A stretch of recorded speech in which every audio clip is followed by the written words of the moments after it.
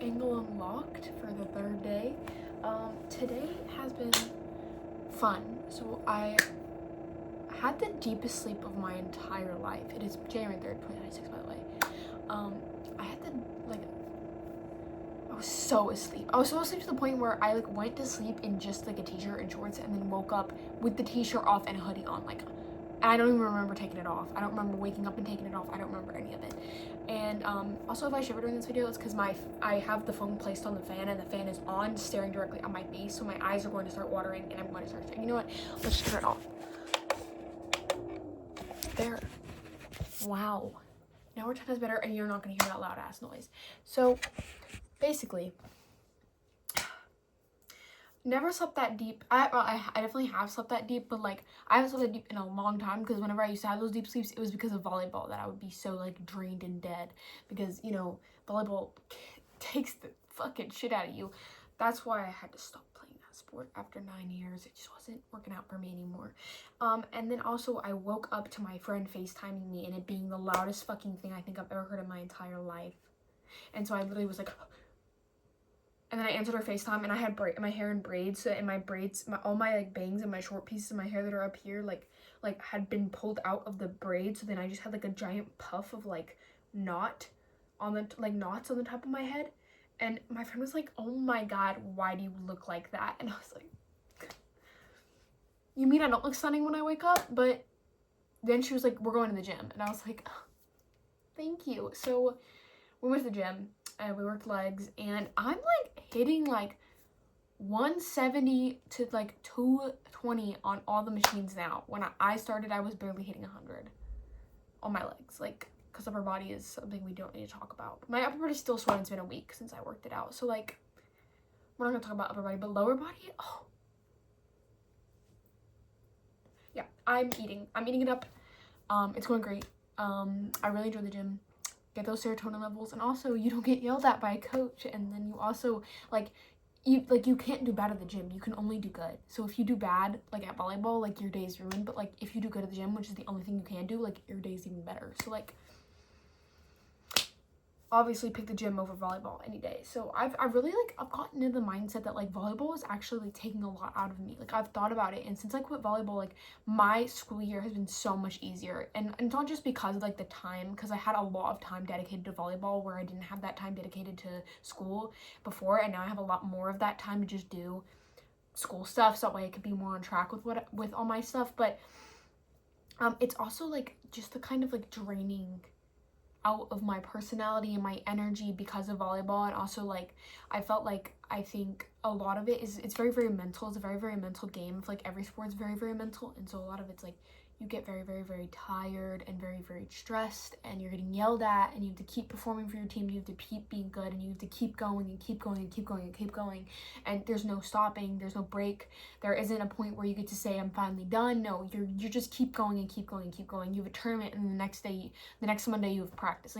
It is never a stopping sport. You're kind of always moving, and I think that kind of constant motion with no breaks and no rest, and also not really any stability, because if you play good in one game and in the next game it's horrible, you're just kind of switching between two, a billion different headspaces of oh, I played good but I had all these mistakes, or oh, I didn't play that well and I made these really bad mistakes, or oh, I played complete shit, or I played great, and you have all these different areas where your brain could be moving. And I feel all that unstableness that you have in a sport like that kind of leads to your brain being in shambles, and it also hinders your focusing, your stability, your motivation outside off the court. And it genuinely, I've realized how much healthier and better my life's been since I quit this sport, even though it was one of my favorite things ever. It's something I loved doing. I loved it so much. It was one of my my favorite parts about my life, and I think it served me really well.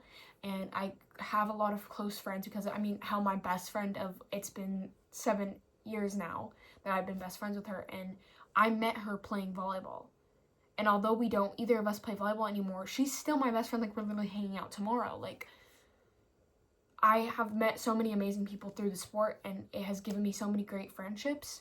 But I know that now that I've had the chance to reflect on it and not have it in my life, it has been so much easier living, and it's been so much easier to exist. And that's why I think now that I think about it, I'm so glad I didn't try to go for volleyball for college. And I'm so glad I'm leaning into my creative side and being a little bit less on like school, STEM, law, all those types of focal points of where I could go with my future career, because I had a lot of like, what am I supposed to go into? I don't really have that many passions. I don't really have that many interests. And I'm so glad I found photography at this point in my life, because I felt so lost, and now I feel like I have something to look forward to, something to grow into, something to like be a part of, that I didn't have to like start 10 years ago, like a sport. Because if you're gonna be a college player in a sport like volleyball, at least you have to start at like age 5 and get all those things, unless you are like some demon that can get it done in 2 years, which I knew a girl who played volleyball for 2 years, and she's committed to LSU, and she's the nicest person ever. She's the most hardworking, nicest person ever, and that's the sole reason why she was able to do it, is because she went into the gym every single day with the most positive attitude and the most hungry demeanor ever to get more experience and to get more touches and to get more balls thrown at her. Pause. But yeah, like, you have to have that kind of mindset if you're gonna do it like that, and not a lot of people can say that they do have that, including me. But even though I don't have that mindset, I'm still so glad that I found photography now, and I'm able to jump right into it, whereas in a sport or other fields or other careers, you kind of had to start way younger. And I'm so glad I finally found a direction in life that doesn't require me to have to start super young, and I am so excited to like get into that in my future and get farther in and just like learn more about it and try new things out and get new camera and get new gear and meet new people and get new opportunities. And I feel like that's why I really love New York, is because that city, and every city really, is going to be full of so many opportunities, but a city like that in particular, where so much entertainment stuff comes out, so much music stuff comes out of, so much culture, so many ideas, so many innovations, so many things come out of that city, that I feel like that's the place, like the way that Hollywood and LA is a place for actors. I feel like photography, New York is it, because you just like look around you and you have a place to take a photo every direction you look. Like, there's just so much culture and energy flowing through that city, that I feel like it is just where I'm meant to be, and it's going to make my career flourish, and I feel like my life is going to finally align in the way that I want it to if I go there. So that's why I'm so set on a city like that. So even if I don't go there for college, I know that that's where I'll end up. I've been saying this to everybody. You can ask anybody in my life my mindset on this. I know I'll end up in New York. Part 2 to ranting, now that we've kind of moved on from that topic, is I've been literally applying to jobs for the last like hours, because my job will not schedule me. And my parents keep being like, just go talk to them. They'll schedule you if you talk to them. And I'm like, no, it's scary. So I'm just applying to a bunch of freelance photographer gigs. I really want to get into real estate photography, but I have absolutely no idea where to start. I need to do some research on that. There's probably videos on TikTok that I could find. I tried to do it myself. It didn't work out. So we're going to look it up on there and see if I have any opportunities for real estate photography. I might practice, because I have a tripod, I have a camera that can do bracketing, I have the editing software to fix everything up. Like, I'm set to go. I have all the gear I need. I just need to learn how to do it. And yeah, that's really all I have to do. But I guess I just need to get into the sphere of real estate photography. And also another hard thing is my age, because I'm a month away from being 18. So on all these job applications, I'm having to put, no, I am not 18. No, I have not graduated high school. No, I don't have any education, because I don't. I'm a high school student. I don't have any high school equivalent. I don't have any college degrees. I'm getting an education, but I haven't completed anything, which is what these job descriptions say. And because I'm applying on websites like Indeed, I cannot like emphasize that I'm a child and that I may not have education on my thing because of that. And even though I am a child, I'm still one of the most responsible people that I know. And I'm really interested in photography, and I'm really interested in learning, and I swear you guys can trust me. Like, please trust me. I may be a child, but I probably have the exact same personality in 5 years, like dead ass, just with a little bit more maturity. Probably not even a little bit more maturity. You're gonna see me cracking 6-7 jokes when I'm 25, and it's not gonna be funny, but I'm gonna keep doing it anyways. And then, yeah, that's kind of just what it's been. I made a website for my portfolio, like a portfolio website, but it's not that complicated. It's honestly just 4 slides. First slide is the title of it, was creative portfolio. It has my contact info and my link to my Instagram, because that's where I have most of my photos. So the portfolio is kind of like a summary of what's on my Instagram. And then also there are some photos on there that I don't have on my Instagram as well. So I feel like those together kind of mesh really well together. And then it has 3 slides. 1 side's for portraiture that I did. 1 side's for events and performance. So like my school's theater, my school's show choir, all of those fun jazzy things. Oh, and events side, I did like my choir banquet that I took photos at, and then I did an Indian cultural event that I took photos of, so those kind of photos.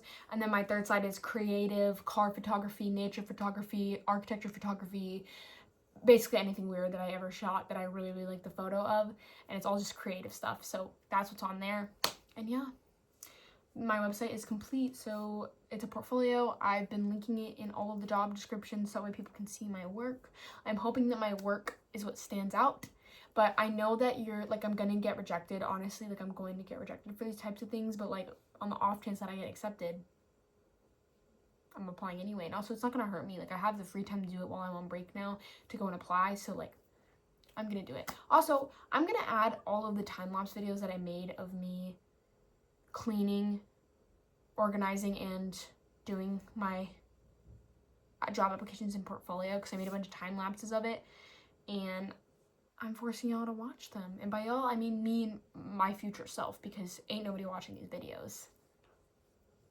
But yeah, that's what I have today. Oh, as of another thing, so my grandma's in the hospital. She was in the hospital since before Christmas, like a couple of days before Christmas, because she let an infection get really, really bad.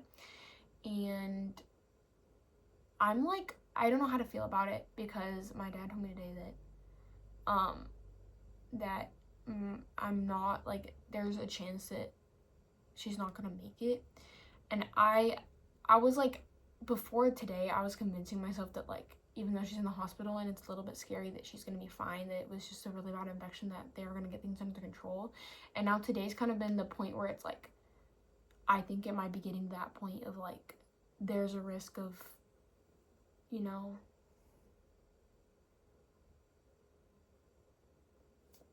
yeah.